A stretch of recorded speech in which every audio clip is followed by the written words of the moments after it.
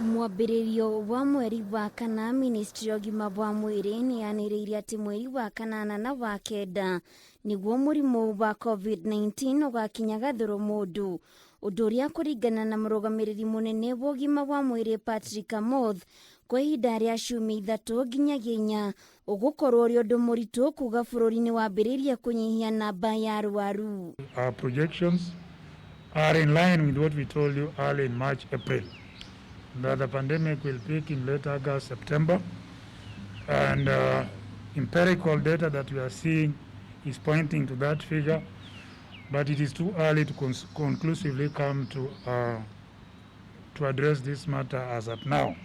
So the next 3-4 weeks will be critical to be able to tell us whether we hit the magical 5% and we sustain that positivity rate for 2 weeks, in which case we can conclusively say that we have flattened the curve. Ministry ya Ũgima wa Mwĩrĩ yugĩte bũrũri waya gũcokereria kwandĩkithia namba nene ya arwaru a mũrimũ ũyũ, wona indo cia ũthimi ciacokereria kuona nĩ gũkoretwo na ũkunderu, ũndũ ũrĩa ũtũmĩte andũ kwaga kwĩyumĩria gũthimwo.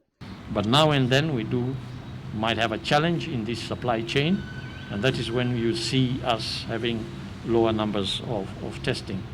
But we are expecting a consignment of tests anytime now, and as soon as that arrives, we shall still go back to our figures of before, or maybe even higher, as we continue with our testing.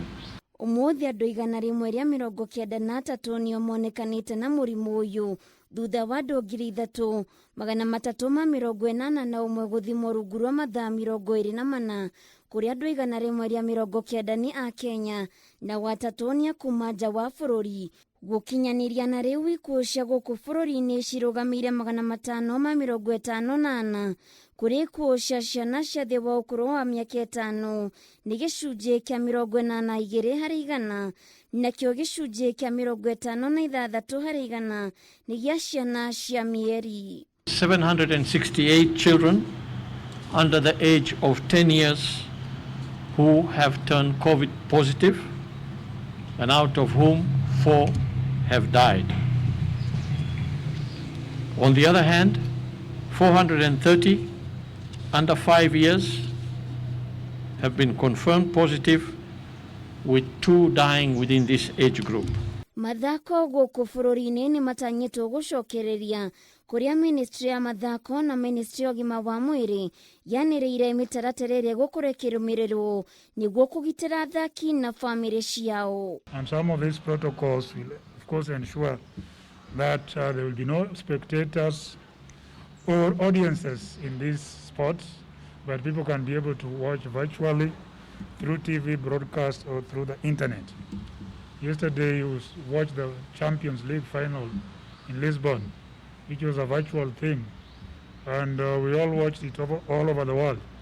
We can as well be able to do that in Kenya, in athletics, in football, and all other areas of sports where we'll continue to excel. Nĩguo athaki macokererie mĩthako-inĩ ĩrĩa mwao ĩkoragwo arĩ wĩra ũrĩa mehokete kũhe famĩrĩ ciao gĩa kũrĩa na kwĩrũgamia kĩmũtũrĩre, mawatho maya ma mĩthako no nginyagia marũmĩrĩrwo mothe. Handũ-inĩ ha Kameme TV, Getwo Waithĩra wa Kĩhara.